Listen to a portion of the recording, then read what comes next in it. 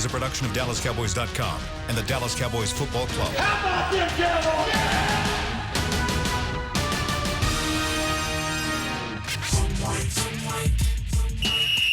Let's go, baby! Are you ready for a break? Yes. Are you ready for a break? Absolutely. Ready for a break? Yeah, and so much for that. It's time for The Break on DallasCowboys.com. We were on a break! With Nick Eatman, David Hellman, Ambar Garcia, and Derek Eagleton. It is Thursday, August 1st, 2019, Season 15, Episode number 18. Welcome to another edition of The Break. Amber's cold, but we all feel really good out here in Oxnard, California. It's a beautiful day. Cowboys take the field again this afternoon. They were off yesterday. They'll be out for a walkthrough this morning, and then their regular practice at 3:30 p.m. Pacific time for the 5:30 for you guys back in Dallas. And we'll be here to cover it all. But for the next hour, we're talking Cowboys football with you guys. How's everybody feeling this morning? Outstanding. Outstanding. That's great. Good. Cold. No, Cold, it's not. but good. Oh, her. Yeah, cold. All right. We got a lot we want to talk about today. Yeah. We are now a quarter of the way through training camp practices, and so we're going to do a quarterly review. I have a lot of questions I'm going to throw at these guys. We're going to see what their thoughts are. It's going to give you guys a full picture of the kinds of things we've seen over these first four practices that the Cowboys have had in Oxnard. But before we get to that, I do also want to make a quick programming note. This morning we put out the first edition of a program that actually Nick is running point on with our production team called The Process. Nick, you want to tell people what The Process is and what they should expect from this show? Well, as they've heard the term several times, everything that we do here is a process, and that stems from, obviously, Really? Jason Garrett. Never heard that. But he's right. You know, he just says it a lot, and that's why everyone kind of makes fun of the name. But the process is something we've been working on here this last week, just trying to go behind the scenes as much as possible, and, again, as much as possible. Whether it be, you know, the team traveling to California or inside some of the meeting rooms. I know one of the things was Jerry Jones addressing the team, got kind of emotional to the team, and we captured that. We have Jason Garrett talking to the team in a huddle. Gary Brown mic'd up. There's some really good segments there, and we're going to try to do that here throughout training camp. So you've seen the show. It's nothing, you know, unique. But it's unique, I guess, for us to do it out here with the Cowboys and for us to do it. Yeah, one piece that I thought was really interesting was the piece that started with the running backs sitting having barbecue dinner. And actually, we shot that back in June when Zeke was still with the team, and some really good footage from that. I tweeted that this morning, that although you kind of see a piece of that and hear some of that conversation that happened, there's a longer piece to that we're going to probably put out a little later this summer. Hopefully by then Zeke might be back with the team, right? And we'll have a little more to show you guys. But he can actually maybe speak in the thing. But it was but really good video and good job with that. You guys can expect that we'll be doing those every week throughout training camp for the next 4 or 5 weeks. So you check that out. You can see it on any one of our platforms. You go to our website, mobile app, connected TV, all that stuff. All right, so let's start as we normally start with a little bit of blanket coverage. I have some statements for you guys. There will be a blank. You fill in the blank. The first statement, Michael Thomas, wide receiver for the Saints, signed a 5-year extension worth $100 million over 5 years, averaging about $20 million a year, with $61 million guaranteed. Amari Cooper should expect blank. Dave. Amari Cooper should expect the floor of his deal to have raised a little bit, but I think he already knew that. You know, we knew this was coming. We knew the Saints were going to get it done. We also know Amari Cooper's not going to set the receiver market. Nobody in the world expects that to happen. I don't think even Amari does, but it just raises the floor of what you're capable of asking for. Odell Beckham used to set the market at 18. Now that's second, and so now, 16, all of a sudden 15 to 17 doesn't look so shiny. No, he's not going to set the market, but it's somewhere between 17 and 18 per year is probably what I think Amari will get. So, again, I don't think it's a big surprise, but it raises the minimum of what he's capable of asking for. Amari should expect what, Nick? Something soon. I think that's kind of what they were waiting for, right? I don't think – and Cooper's not really in a big hurry, but I don't know. If Odell's making 18 – See, Odell's the one that's going to come back in this whole deal and want to go over the top on that. Well, Julio's still out there as well. He's asking for a new deal Julio as well. is another one to watch. But I don't think that matters. I really don't, because Julio's going to go over that, and I don't think Cooper goes over that. I mean, I think Cooper's sitting at 18, So you don't 19. think – because that would raise an interesting question. If you think that Amari at the end of the day wants to be the highest paid receiver and he waits for Julio and Julio goes over that. Does. You don't think he does? And I think he's kind of come out and said that, right? I mean, nothing about the way he has behaved or talked this offseason suggests he wants that. And I did, like, it's like he's the simplest one for me because, like, he's not making a fuss. I don't think even his agent thinks he's supposed to be the highest paid when you look at what Michael Thomas has done for the first 3 years of his career, when you look at what Julio Jones has done for a decade at this point. He should probably be somewhere between 3 and 6, and I think that's where he will be when it's all said and done. It's the same thing for Dak Prescott, for that matter. It's just that everybody kind of agrees on Coop, whereas very few people can figure out how they feel about Dak. Amber, Amari Cooper should expect a crap ton of money. Very simple. I'll be honest. That's I mean, the best answer. That is the best I just answer. think that either way, he's gonna make a ton of money, and 20, Not just a 21, it ton. doesn't matter. That's a yeah, ton it of doesn't money. Not a matter. ton, but a crap ton. Yeah, Crap a ton. crap ton of money. Yeah, and when it comes to contract talks and money and cap salary and blah blah blah, I'm not an That's expert. you. I'm not an I would have expert said in that. I would have so. said the other word. Yeah, I know you would have. We're not That's why I'm FCC glad But you- you regulated. know, I Yeah. keep it. I try to we keep are it Derek clean. regulated. Appreciate that. Yeah. Yeah. All right, so here's the next statement. Steven's response to the contract when asked if it raises the price for Amari was, no, I think it's probably in line with what we were thinking. I've got a little better number than that. Amari should expect blank. Nick? After hearing what I'm Steven confused. says, Can you say it again? after hearing what Steven said, does that change what Amari should expect is what I'm asking. But here was Steven's quote again. No, I think it's probably in line with what we were thinking. I've got a little better number than that. I've got a better number than that. Is he talking about Amari's He's talking deal? about – he was asked about specifically Michael Thomas's deal. Yeah. And in his response to whether he thinks that affects what they were going to do with Amari, his response was, no, I think it's probably in line with what we were thinking. Okay. I've got a little better number That part's than that. fine. It's That's the the part better that's number. interesting, I don't know what that means because I will be shocked if Amari's deal tops Thomas's. Maybe. Really? Yeah. Because that's the impression I got from the quote was It's almost we like- actually were thinking a little bit more than It's that. almost like which I've seems got a little better weird. idea now. Like it's like he's got a better idea. Yeah, of this because whole thing. why would he say that though? Like, Right, Why would he say that out publicly? Right. loud? I That don't doesn't make much sense. He also said probably in the same interview, if I had to guess, he said we're damn sure not going to be market setters. That was for- the article. That was for the any same of these one. guys, Yeah, that was which the same which is why I'll be shocked. I mean, I don't expect him to top Thomas, so maybe he's talking about more guarantees. Maybe, and Jerry and Stephen Jones have been quick to mention the marketing aspect that comes along with being a cornerstone for the Cowboys. So maybe he was talking about that. Why do I feel like his jersey number is going to be in play here? Why do I feel like it's going to be that? It's going to be the Around cute, 19? like 19 for 19. Like I just feel like that's Perfect. what it's going to be. I like it. 19 for 19 and 19. In 19, I didn't think about that. Damn, Yeah, we got a lot of Clever. 19s. Let's do it. get the graphic people working on it. All right, let's jump into our quarterly review. I have some questions here. It's roughly about 8 or 9 questions. The point is to make you think and to make you give thoughtful answers. Can you do that? Yeah. I I helped you with them, so I can. You only helped me with 2 of them. Okay. want to quibble real Well, that's quick. not fair if you prepared No, for it's it. fine. We're gonna be fine. Don't worry. Well, he about wrote it. a couple of them. Go ahead. How about I was in the It's- tent before the show started? It's 2 practices. Wow. It's 2 practices, not Right. 4. Right. Routes on air don't count. So, like, to call this a quarterly review feels disingenuous. I It's feel not like because I you have should. 16 practices. They've had 4 of I those. know. I knew you were going to Play say along. that. Okay. Oh my All right. I feel like I should know Dave. way more from this team right now, and I don't.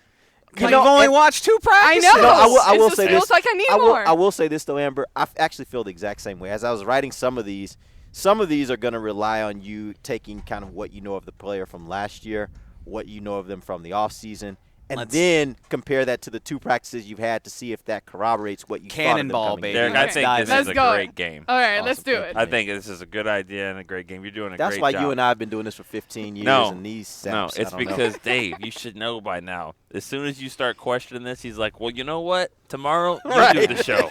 Right, exactly. And I'll be sitting over here like, what are you Right. talking about? What are we Let's doing? go. All right, here we go. First question. Who is more primed for a breakout year, Xavier Woods or Connor Williams? Xavier Woods, because he plays a position that enables him to do that. I mean, nobody looks at offensive line except for the Except tape. for us. Well, yeah, I mean, obviously people do, but it's way harder to stand out, especially when there's so many other great players on that offensive line. But let's put it all in relative terms, and I'm not talking so much about for the purposes of fanfare. I'm talking more from the purposes of an evaluator who's looking at this team and saying, "Man, this player went from being a decent player to being a really great player. Who's better prepared to have that kind of breakout year?" And the last thing we saw before the off day was Xavier Woods pick 6, Dak Prescott read him like a book. And it was a beautiful play. And he has gotten better every year of his career. They didn't draft a safety because that's how in love they are with Xavier Woods. That's Chris Richard. That's coming out of his mouth. So, Xavier Woods. All right. Amber. Well, I'm going to go with Connor. I mean, Why? because we're buddies now. He's my buddy. No, understatement. I think he's made, you can tell, and with us just seeing 2 practices here, you can already tell the difference between last year and the change in his body and the strength that he has gained. Yes, Xavier Woods, I like what I've seen so far, but I don't want to get too excited just yet because I've seen that happen before where you're at training camp and you're making plays, intercepting the ball and this and that. But then once the season comes, it kind of fades away and disappears a little bit. So I'm not ready to jump on that train of the Xavier Woods. I have faith in him. I like what I see so far. But let's wait a little bit. The one thing I will say that might make you feel a little bit better about that is usually, I agree with you, but usually when you see that, it's skill position, it's defensive backs, it's those kind of guys.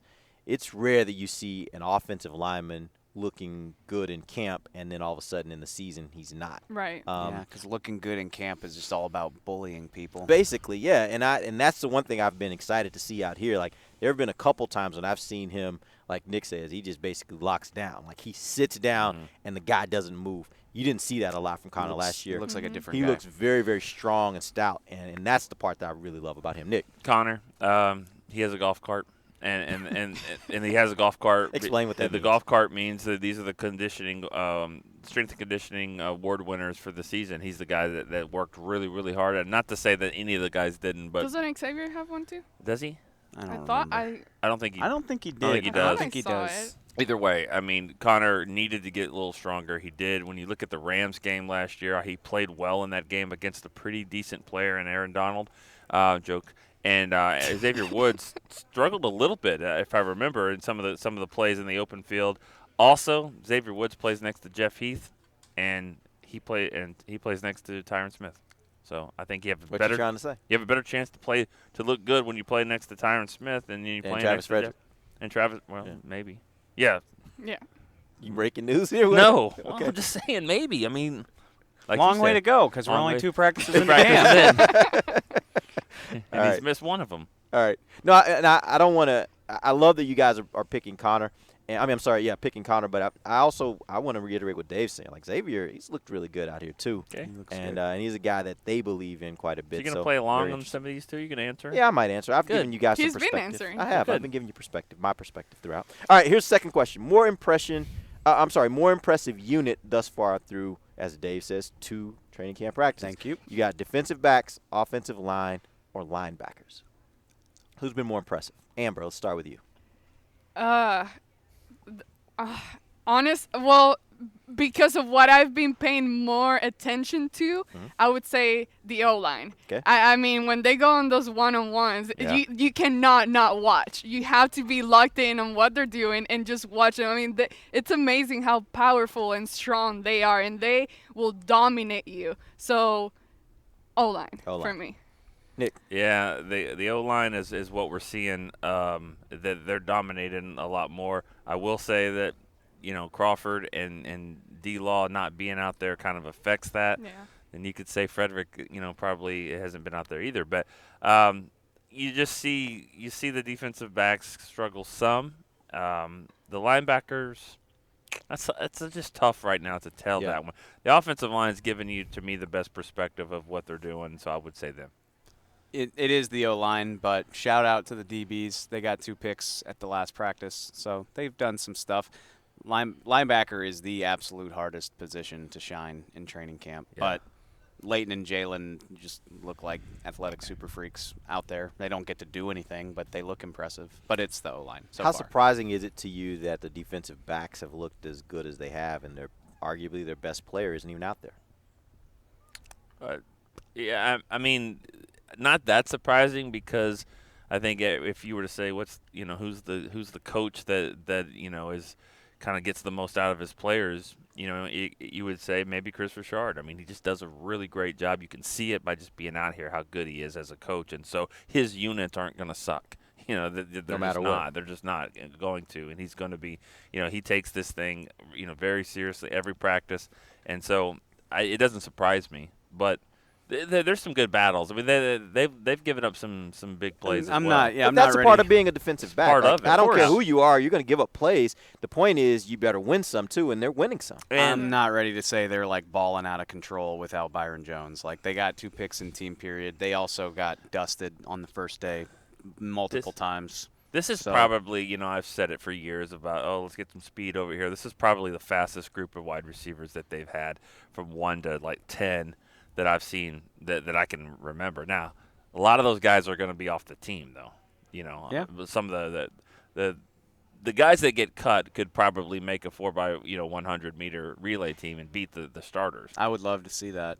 They would definitely beat them, don't you? I don't know about definitely, but I'd love to watch. Hell yeah! I mean, Reggie Davis, John Vay, Jalen Guyton, And those guys can run. And Devin Smith Yeah. against Gallup, Cooper, Tavon. I might have to take the backups. I don't know. That'd be a good one. I would love would to be watch good. that. That'd Okay. be fun. All right, let's go ahead and take our first break. When we come back, we will actually continue on that topic of the wide receivers. I want to know, outside of Amari Cooper, who's been the most impressive wide receiver out here through the first 2 days of training camp practice. We'll do that when we come right back. This is DallasCowboys.com radio.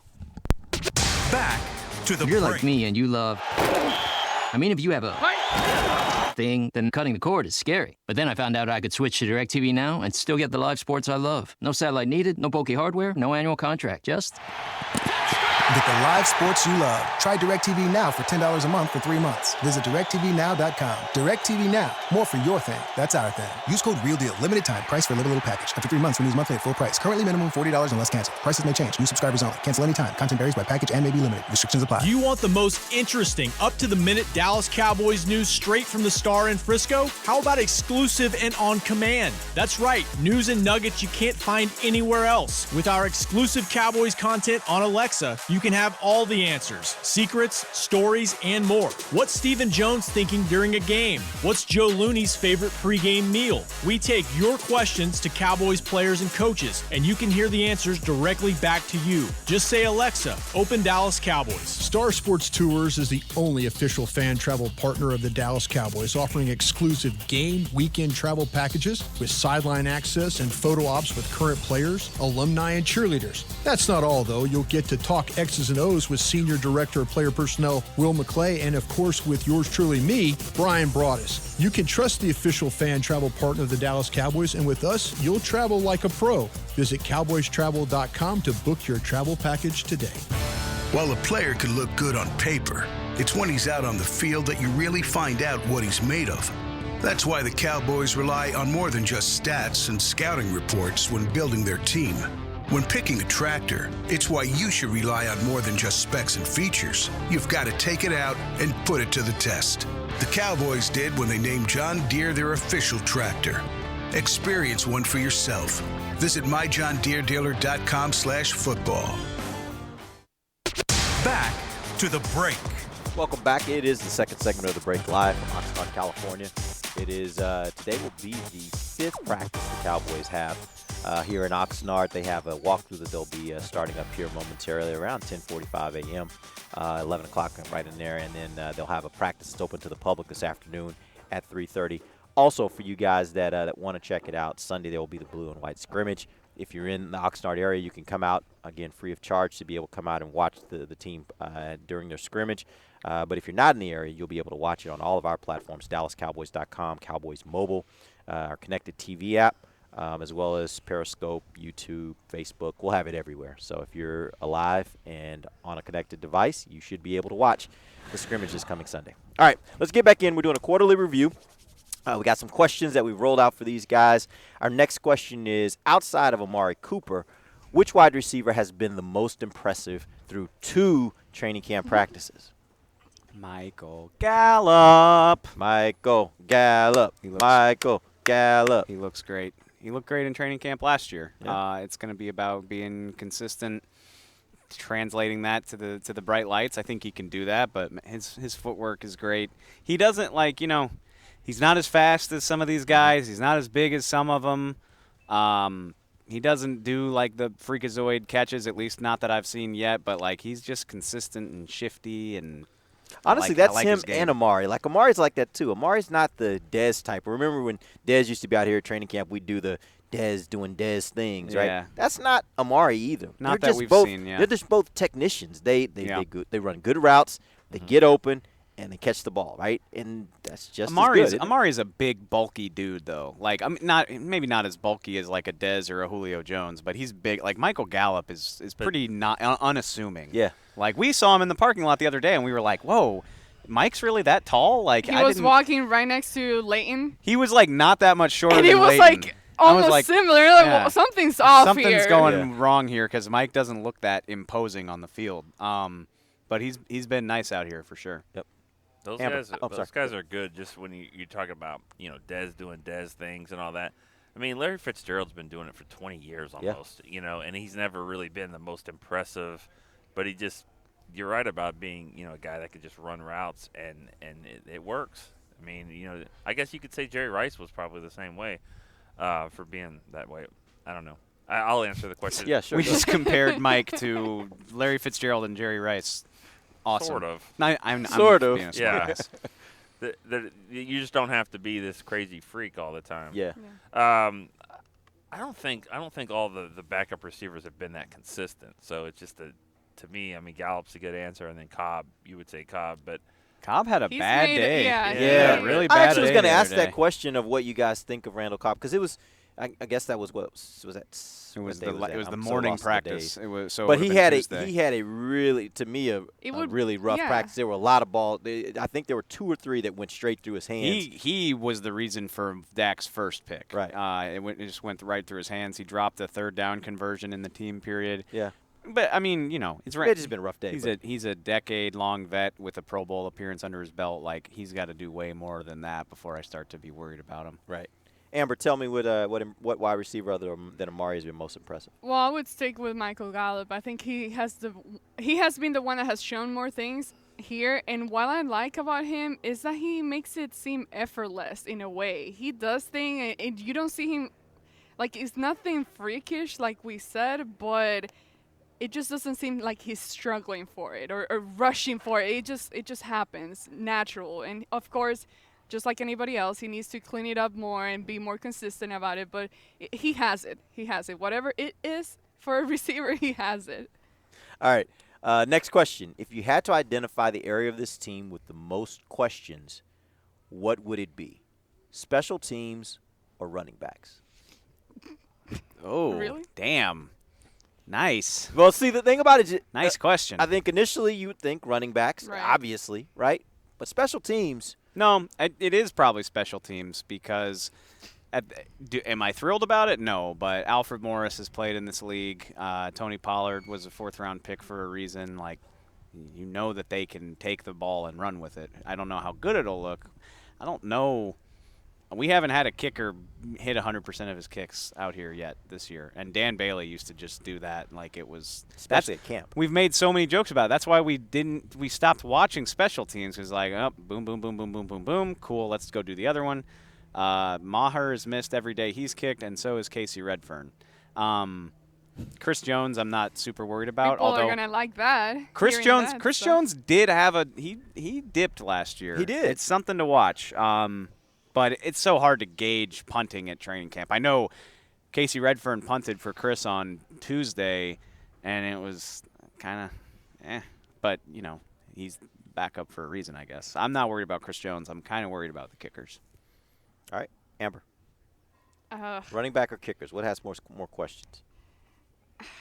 That's so close to each other. That one's really hard. I think that you have the guys to do things with, but I don't know.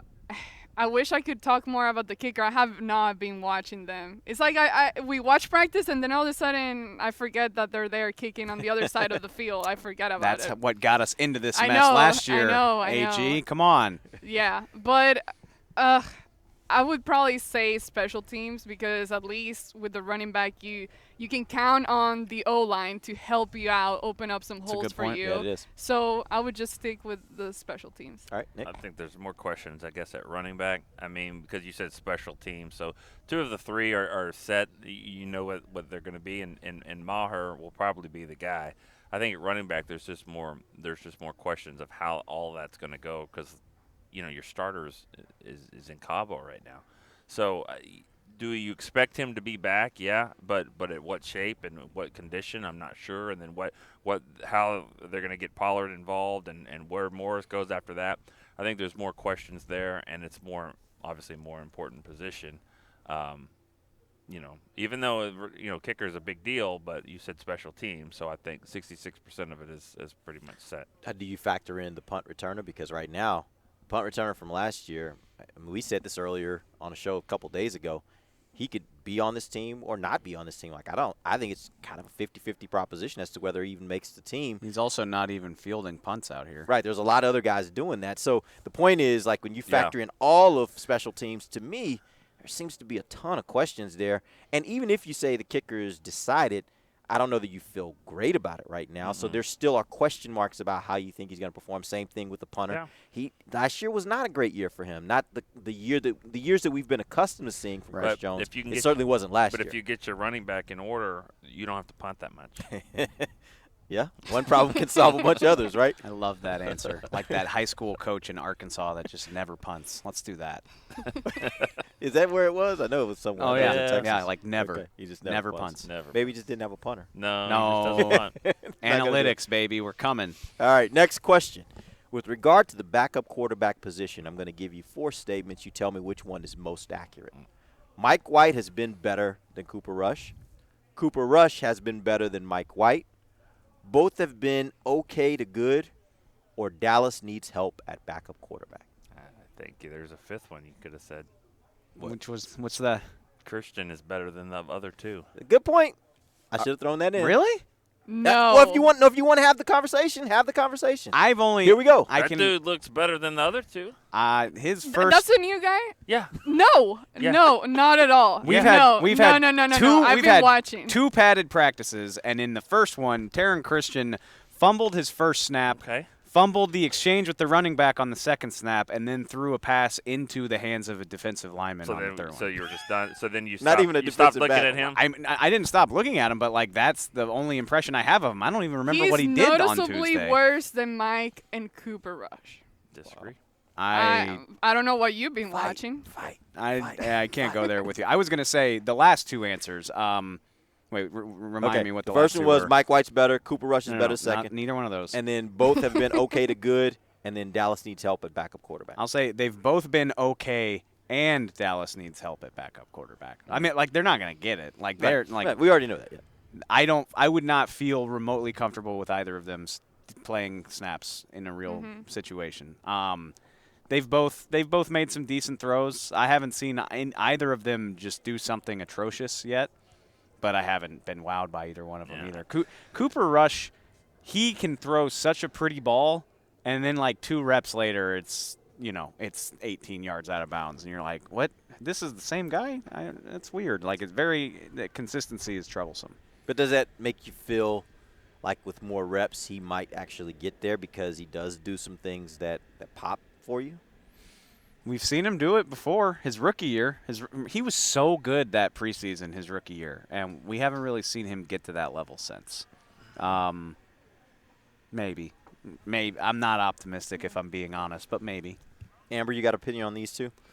I don't feel comfortable with either of them. I think Cooper Rush, I feel that he has improved a little bit since we've been here compared to what we had been seeing at the start.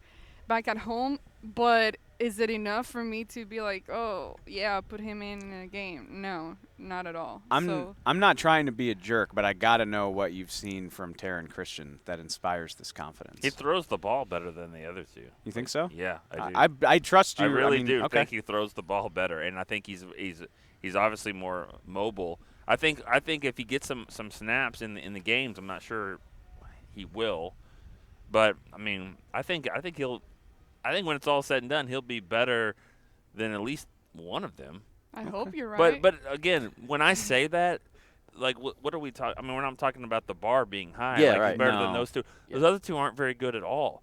To me, this whole thing is, and I'm not talking about wealthy, rich people. I'm talking about just average people. Dak Prescott is like, they're going to treat Dak Prescott like you would your car.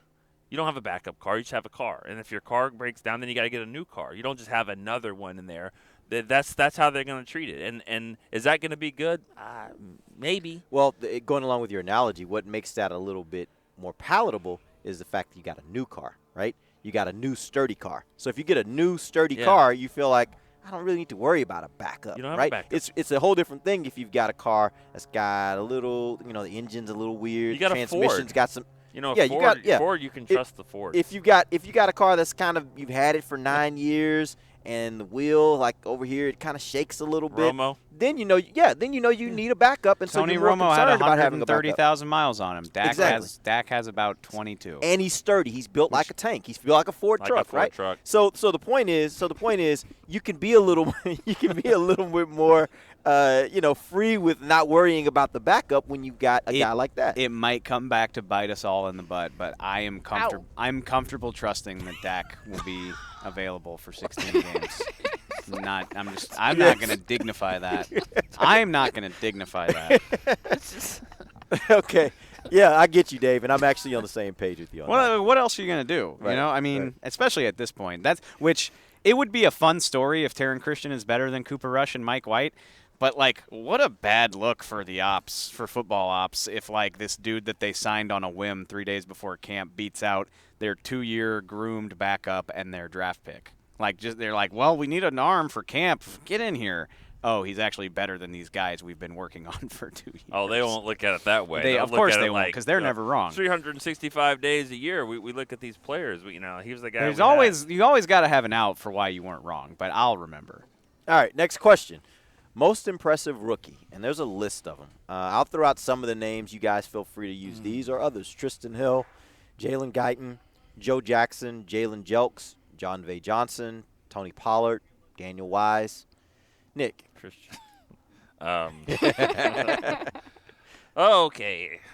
This is who you have the best feeling about? Who's had the best two practices? Okay. I'm gonna stick with my guy here. I have this hunch about Jalen Jelks. So I'm not saying he's had great practices. He did not knock a power forward on his ass. So I'll say Jelks. Dumped him, not just knocked, dumped him. Go ahead, Nick. I'm sorry, Dave. Jeez. He looks. Sorry, I was just gonna say, like, he looks the part. Yeah, absolutely. He looks like he has that mold of the rest of the group. So I don't know. He's a big, long, beefy dude. Yeah. But Y'all cut that out. Wow. Dude. Cut that out, Kate. I didn't know you swing that way. Turn that into a drop. Go ahead, Dave. Jeez. Go ahead, Dave. Finish your point. Get back on the rails. It's way easier for receivers to stand out here, but Daniel Wise, he's doing stuff. He's getting in there. Low man wins and all that good stuff. I'm encouraged by what I've seen from him so far. All right, Amber. Let me see the list again. remember yesterday when you didn't talk that much and you were mad? I don't ever get to talk. And then today you're just coming out with fire. She said, I'll teach him. I got something for them. Ow.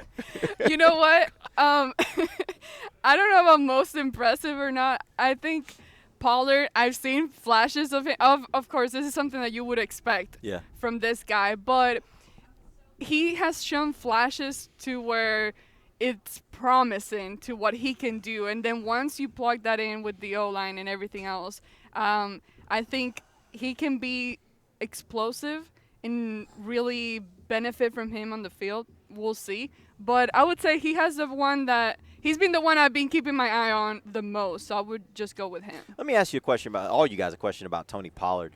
One of the things that I heard a lot when the Cowboys drafted him was, look, the guy has a background playing receiver.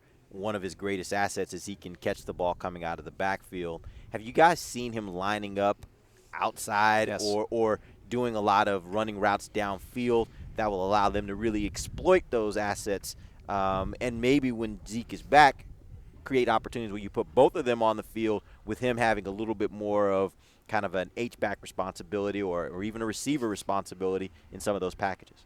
Yes to the first question. They've been moving him all over the place. He's been shifting out of the backfield and lining up wide.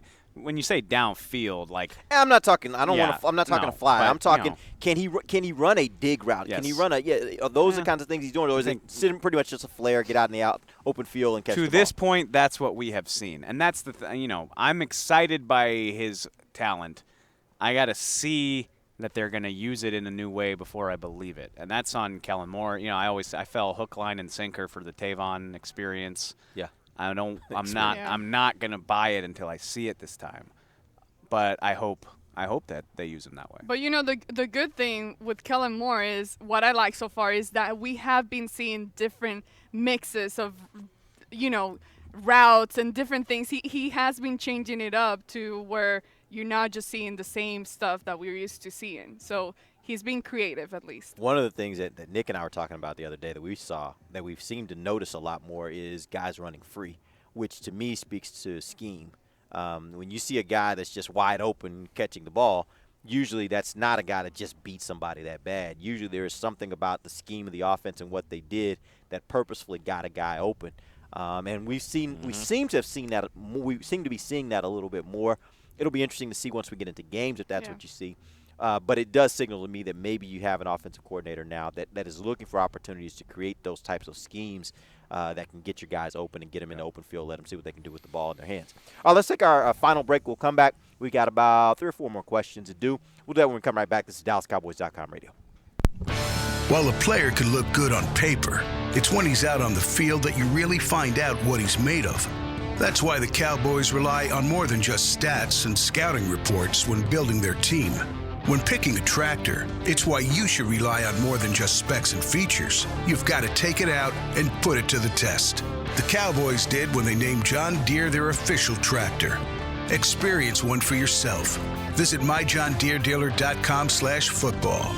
It's time for Tailgate with the OtterBox boys. OtterBox? The makers of those crazy protective phone cases? The one and only. They're also wild about protecting parking lot parties from sad drinks. It's why they made elevation tumblers. Rumor around the crock pot is they're made from stainless steel with a copper lining to keep temps hot or cold. True. They even come in 7 different sizes, up to 64 ounce, the growler.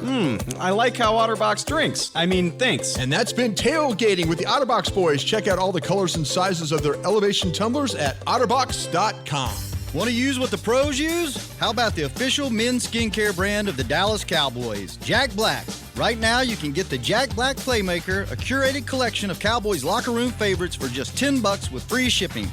The Playmaker includes 4 Jack Black skincare favorites, plus a full-sized Intense Therapy lip balm and a Cowboys can cooler. Go to getjackblack.com/Cowboys and use the code word Cowboys. The Jack Black Playmaker, $10, free shipping. Star Sports Tours is the only official fan travel partner of the Dallas Cowboys, offering exclusive game weekend travel packages with sideline access and photo ops with current players, alumni, and cheerleaders. That's not all, though. You'll get to talk X's and O's with Senior Director of Player Personnel Will McClay, and of course with yours truly, me, Brian Broaddus. You can trust the official fan travel partner of the Dallas Cowboys, and with us, you'll travel like a pro. Visit cowboystravel.com to book your travel package today. A man's Stetson doesn't just protect him from life's elements. It projects an unstoppable and legendary spirit, just like the men wearing silver and navy on the field every Sunday. Since 1865, Stetson hats are American-made with pride right here in Texas. They are still the official crown of all self-respecting Cowboys. And Stetson is proud to be on the field with America's team.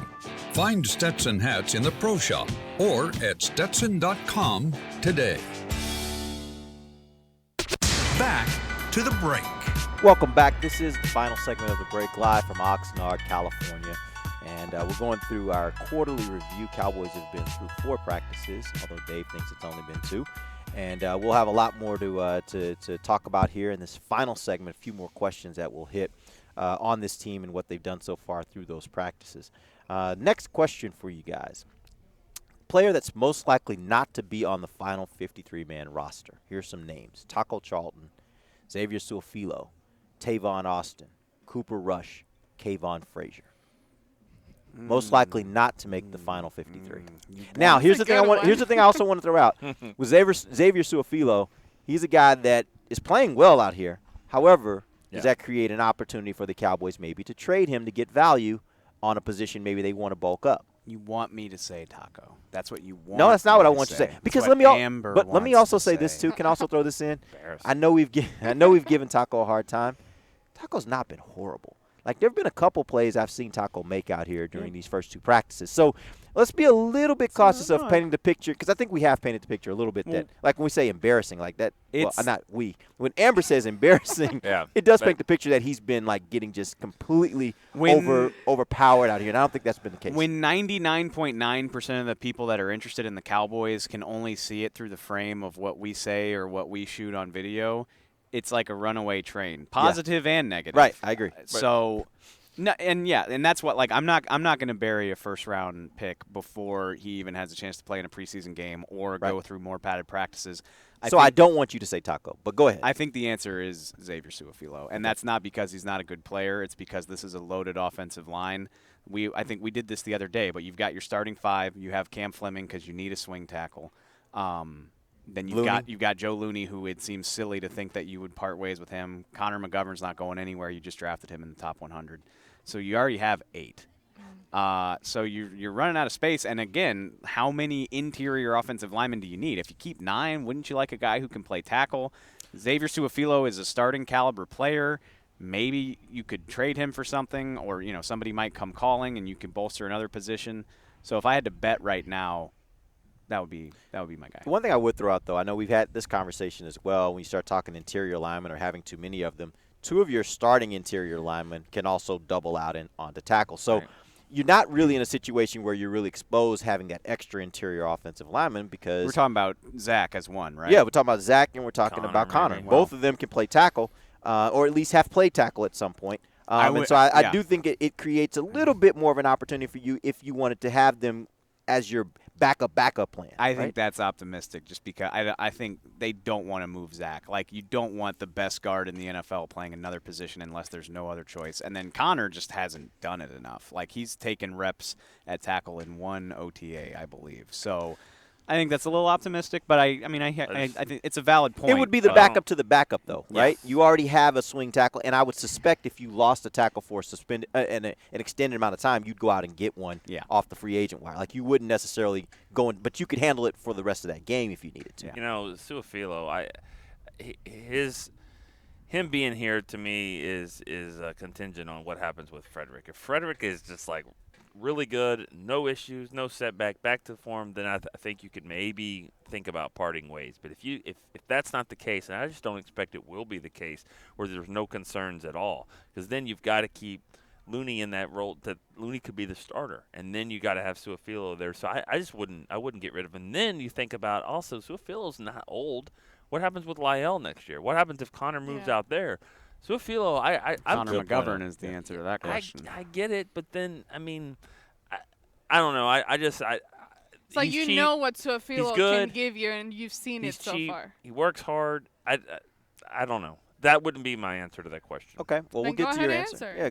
Go. What's your answer? Tavon Austin. I just don't know where the role will be there. Fair. I think Pollard will do the things you want him to do offensively. You can find a punt returner.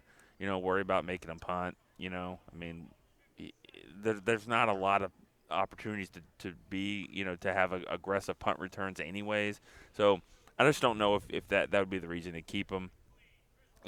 We'll see. He just, he was hurt for a lot last year and seemed okay with it. And he worked hard. He got back. When he got back in there, he had a big play in the playoff game. But I just don't know if you need him as a gadget-type player when Tony you're Pollard. fills that role. Yeah. He's not he never has been this super polished receiver. Right. That's a good answer. Amber. That's who I was leaning towards the most. But I just wonder if Kellen Moore sees something in him to where maybe he thinks that he can utilize him better, or actually just utilize him, because last year they really didn't. Right. So I wonder. But I saw you on your list, you had Cooper Rush. I would go with maybe Mike White. Either one. Take it off, because definitely you cannot keep 3 quarterbacks. Well, they did last year. They did last year, but at this point, I wouldn't keep 3, especially those 2 as an option. I wouldn't keep 3, knowing that if Dak, something would happen to Dak, you're going to go get it someone else. Right. Well, it just doesn't make sense. And I think we all probably agree that if something happened to Dak long term, they would be going to get someone else. So it makes me wonder, like, why would you have 3 on this roster, especially a roster that's very deep? But that's the thing. And you're basically gonna have to cut some good players, right? You're gonna have to cut some good players this year.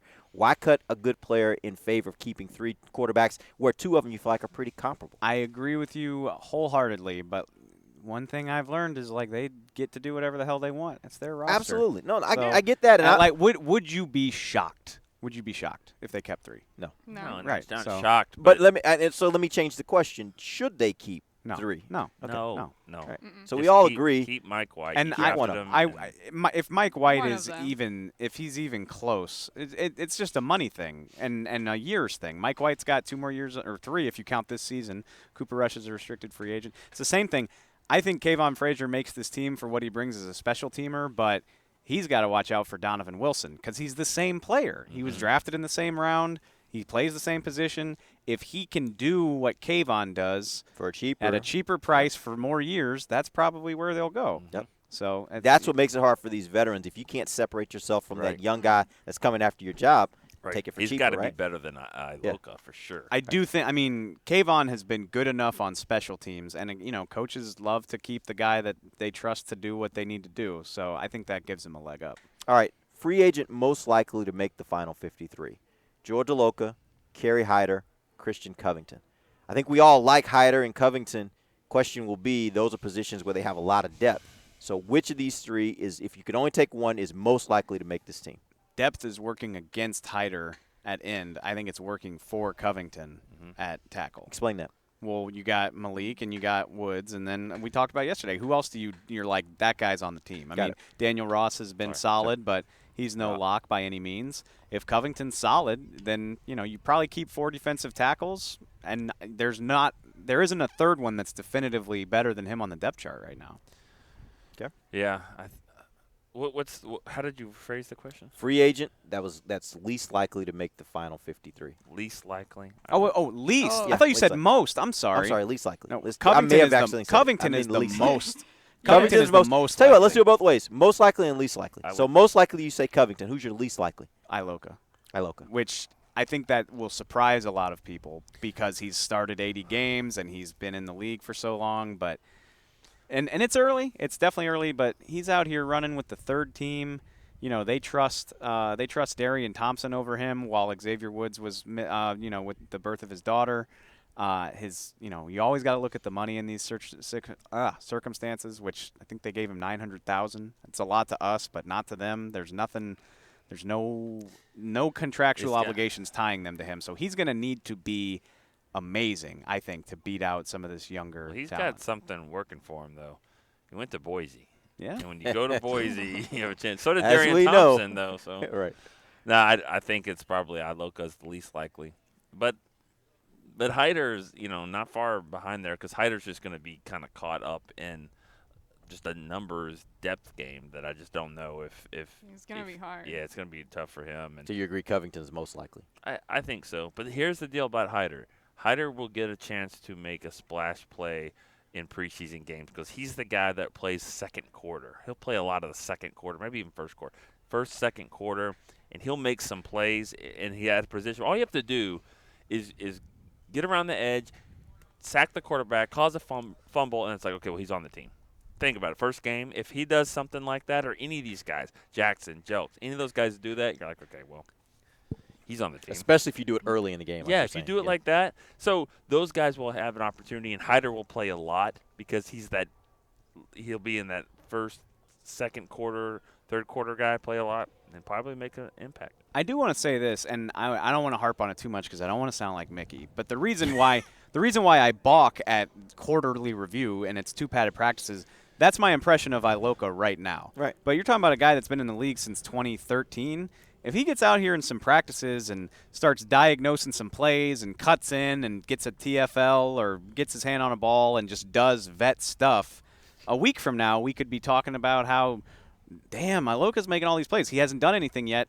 I would even argue he hasn't had a great opportunity because he's buried on the depth chart. But by the time we start playing preseason games, it could be a whole different story. Guess what? We're going to do a halfway review. I know. We're going to do one in the 3/4. Well, I know. And we're going to do one in the wrap camp. The thing about it was the Cooper gotcha. Rush did nothing really in the first couple of practices. He goes to Canton and would do the game against the Cardinals, and he makes a few plays, and it's like, oh. Yeah. Wow. And we're going to be sitting here talking about somebody after that Niners game. But like 4 great catches here, and then one-handed catch in the game, and all of a sudden you're boom. Yeah. It's like, it's oh, the reason Devin Smith, you know. It's the reason why we talked about Xavier Woods early in the show. He had a great interception the other day. That one play, he had a couple plays, but that one play makes him stand out. So you're right. You get one great play out here, one great play in a preseason game, and all of a sudden you start getting on the radar of people as, hey, well, you don't want to the possibility of missing out on what this guy can bring you for the season. You don't want to cut him, right? And that certainly happens. We've all seen it happen.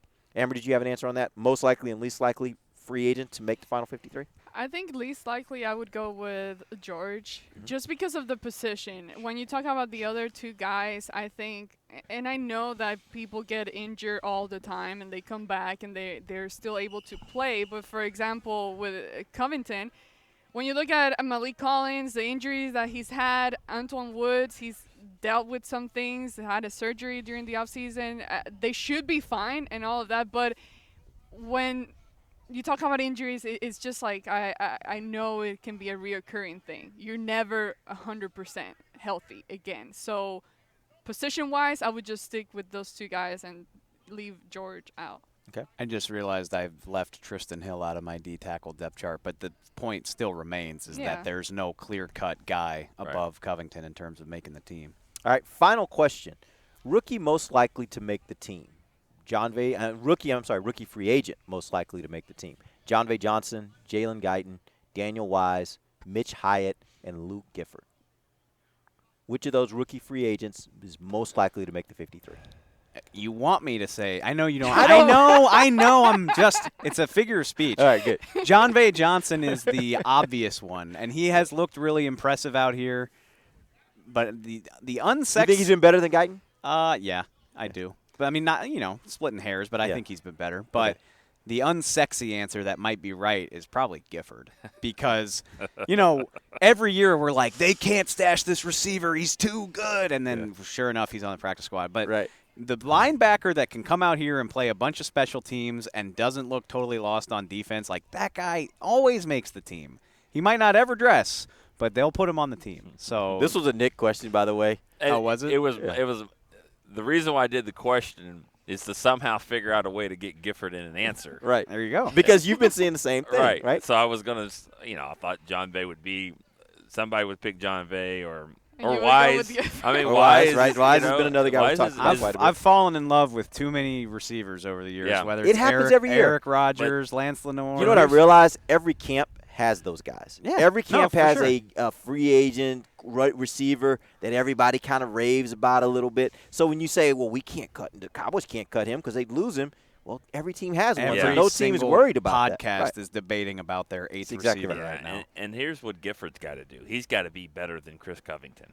He's got to be better than Justin Marshall-Lillard. So he might not even have to be better than them because you're going to keep spot. They're going to keep 6, maybe even 7 because and I'm all due respect to Sean Lee, like I'm not thinking about him on special teams. Like your top 3 are here to play defense.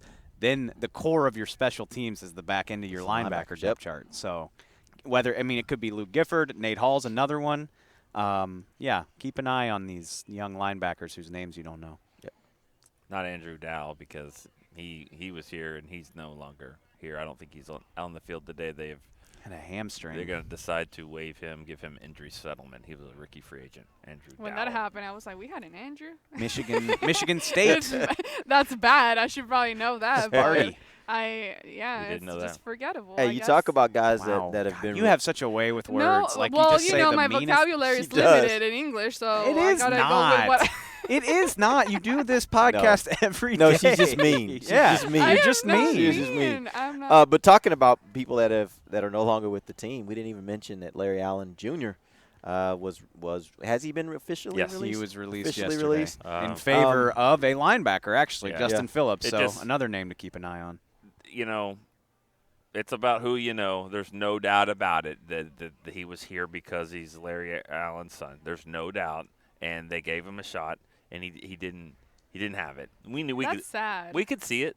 We could, but you have to be like the greatest offensive lineman in the history of the Cowboys, maybe the history of the NFL, to get that. Right. I mean, It's not sad, and this guy pegged it. it's not sad. This It's guy just, pegged Talking about it. Brian Broaddus. Broaddus He just as didn't he's have walking it. by in No, his but- bucket hat. No, But- I'm saying inside in the aspect when you have He's your gonna make more dad's money. name and you're trying maybe you don't know if that was his dream or not, but when you're trying to live up to your dad's legacy and expectations, Yeah, but you know it's sad what? in that aspect. He got a degree from Harvard. He went to Yeah? Harvard. He got Harvard. to to put on the same jersey as his dad, even if it was only for a few months. He got he lived the NFL experience for a very short period of time. But I mean, he was at the Star. He But it's came an out experience, here. yeah. If he made got to the put on. There's a practice photo of squad. him. I bet him and his dad took a picture together after he signed or whatever. Like, maybe he wanted to have a better shot at it, but it's still a pretty nice story. practice squad would have been a good destination for him if he makes this team. Practice squad, 100,000. He's about to go make more than that. Do whatever. I'll He's be a interested- graduate of Harvard. He Yes, does more. he I will be is. interested to Yes. see, like, if is he real? I mean, he started in the Ivy League. Like, he can't be a terrible football player if he started in college football. So I wonder if anybody else will give him a shot. Maybe. I don't know. Maybe. I mean, but like Nick said, I'm not worried for him. No. He's going to have opportunities. To quote Brian Broaddus, he already won. Yes, like, he won, absolutely did. He won this game a long time ago. He absolutely did, and there's no reason for him to be ashamed or embarrassed about this. He has a Harvard education, and like you said, he got an opportunity to live the dream for a bit, even if it was just for a small bit. Way He got longer an opportunity to than live the the dream. vast majority of us. Absolutely right. All right, guys, we are wrapping this thing up. We will be back tomorrow at 10 a.m. Pacific time, noon for you guys back in Dallas. Talking a little more Cowboys football with you. Till then, for Nick Eatman, Dave Hellman, Amber Garcia, I'm Derek Eagleson. This has been The Break, live on DallasCowboys.com radio. This has been a production of DallasCowboys.com and the Dallas Cowboys Football Club. How about this, Cowboys? Yeah!